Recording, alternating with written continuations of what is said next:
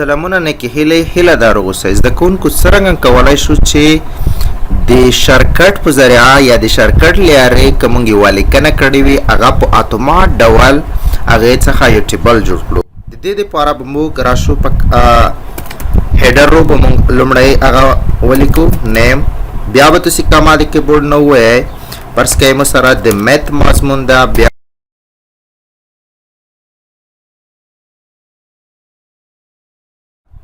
دلته نمونه لیکم علی انټر کوم، البته کما یوه لګوم دلته علی احمد کاما عبید برټنټ سالار.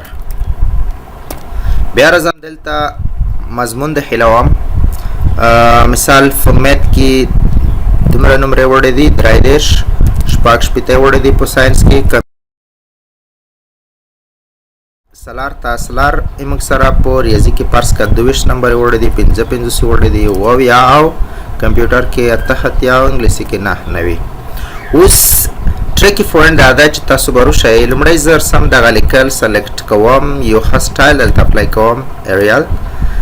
ټریکی پوینټ دا ده چې تاسو به وروښیئ د هیډر او دغه ټول لیکنه به انتخاب کوئ کیبورډ نه به الټ ان ټي وي دي هغه کې پریس کې یا به کې کګای کیبورډ نه الټ ان ټي وي. نو په داسې حال کې مستقیما نمبر اف کلمز چې دغه موږ سره شپږ ده فقط دا وکړئ.